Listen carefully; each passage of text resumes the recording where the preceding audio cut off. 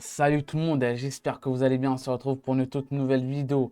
Le chat in-game est un peu sur Ethereum Restart par rapport à la nouvelle unité SR qui est totalement broken, qui est Nilu et qu'on va voir ensemble. Le portail Nilu et Liliam sera disponible dès demain.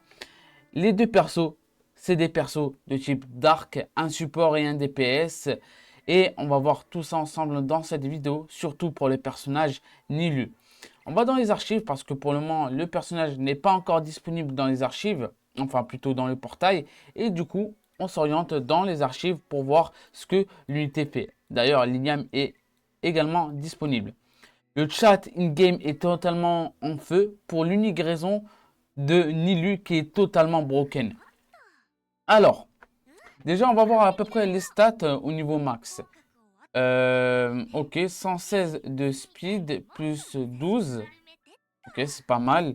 On rappelle que c'est un support, il n'est pas là pour faire des dégâts. Il faudra jouer sur un peu de défense, beaucoup de précision et de PV parce qu'il faut qu'il résiste le plus longtemps possible et qu'il balance davantage ses effets. Et derrière, si vous arrivez à proc également de la résistance des effets, c'est un énorme bonus. Derrière, de la speed, parce que faut qu'elle soit la première à frapper au vu de ce qu'elle va faire.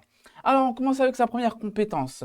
Le soleil chasse les ténèbres. Nilu inflige 240% de dégâts à un ennemi simple, avec une chance de 40% d'appliquer vulnérable pendant 2 tours.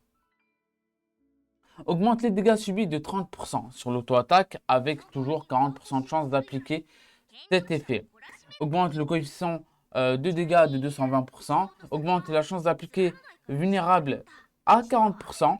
Et augmente la durée vulnérable à 2 tours. Parce que à 2 tours, de 2 tours. Ouais, petit. Ok, je pense que là, il voulait dire 3 tours. Je pense que la traduction est mauvaise. On passe directement à la deuxième compétence.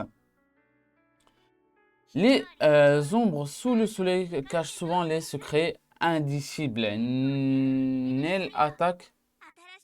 On passe de Nilu à Nel. Eh ben, petit problème de trad. Nilu. Ok. Nel attaque un seul ennemi 4 fois, infligeant 70% de dégâts à chaque fois et soigne l'allié avec l'attaque la plus élevée de 12% de ses PV max tout en augmentant son compteur de tour de 20%. On rappelle que Liliam a également de la régène d'HP. Je crois bien. Dans tout cas, on ira voir après.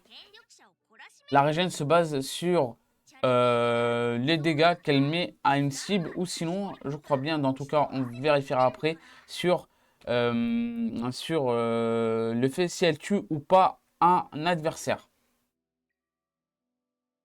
L'ultime, soleil brûlant. La douce lumière du soleil peut aussi être des flammes aveuglantes.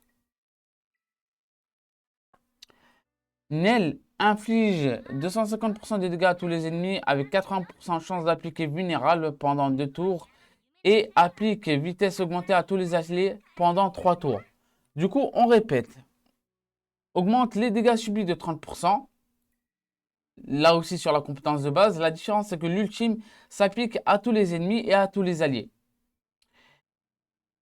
Du coup, vitesse augmentée pendant 3 tours de 30%, ce qui est énorme, et ce qui est totalement game changer. Il se peut que Nilu soit ban en permanence au vu de ce qu'elle commet.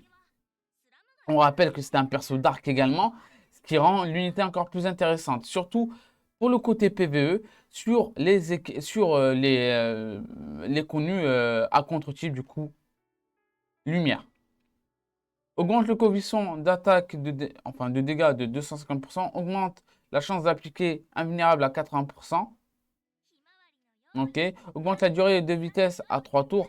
Je crois qu'il y a bel et bien un problème sur la traduction. Réduit le TDR des compétences de 1 tour. Bon, ça c'est un peu basique, mais ça reste broken, bien que ça soit disponible sur l'intégralité des personnages.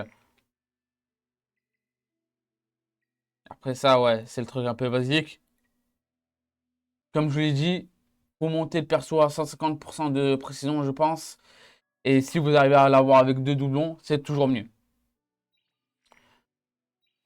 On passe rapidement à Liliam. Liliam qui est vraiment broken également, mais qui va être, je pense, très très souvent ban. Alors, 15 000, quasiment 15 000 d'HP, 1500, on est quasiment à du 1600, non, on est quasiment à du 1800 d'attaque pour 1000 de défense, c'est un DPS, c'est normal. Par contre, très très grosse vitesse, je m'y attendais pas pour un DPS. Du coup, le personnage va se baser sur le taux de critique. La précision n'est pas forcément nécessaire, mais je pense que ça sera un bon petit bonus. Première compétence.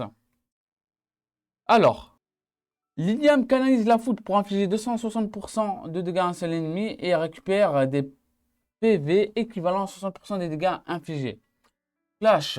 Liliam devient immunisée à tous les effets de contrôle et de compteur de tour. Ouais, faudra la jouer speed également, elle aussi. Alors, niveau 2, le coefficient de dégâts augmente à 240, augmente de 240%. Niveau 3, augmente le pourcentage de restauration à 60%, augmente le coefficient de dégâts à 260%. Et niveau 5, flash, de plus, immunisé à tous les effets de réduction de compteur de tour. Ok, c'est pas mal.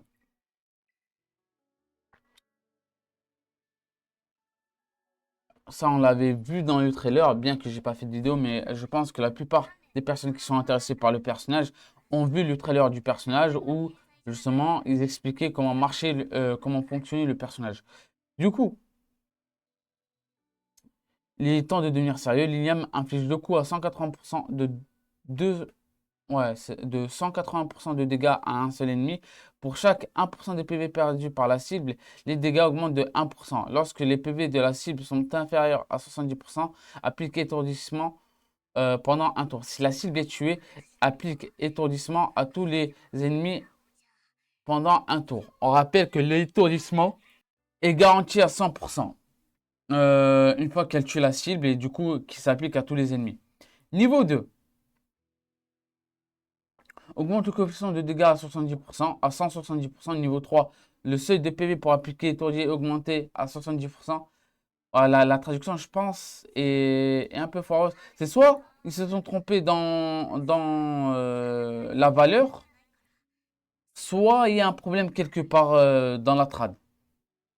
Niveau 4, augmente le coefficient de dégâts à 180%. Et niveau 5, augmente le résultat de dégâts augmenté à 1% pour la compétence 2. Ok.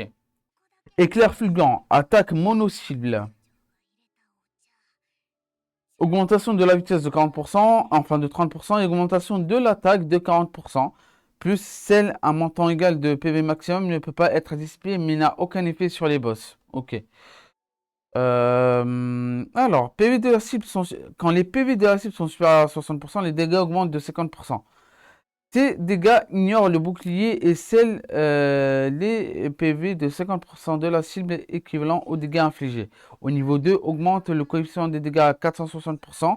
Niveau 3, les résultats de dégâts augmentés à 50%. Niveau 4, augmente le coefficient de dégâts à 500%. Et niveau 5, réduit le TDR de compétence de 1 tour. Du coup, on gagne un tour sur la compétence ultime. Alors, critique, ouais, c'était sûr. Augmentation de critique, ouais, c'était sûr. Le perso se base du coup sur les dégâts et critiques. Après le reste, je dirais un petit bonus en vitesse, ça serait pas mal, hein. Ça serait pas mal. Qu'elle soit au minimum, je dirais troisième, qu'elle commence deuxième ou troisième dans le combat. Qu'elle soit finisher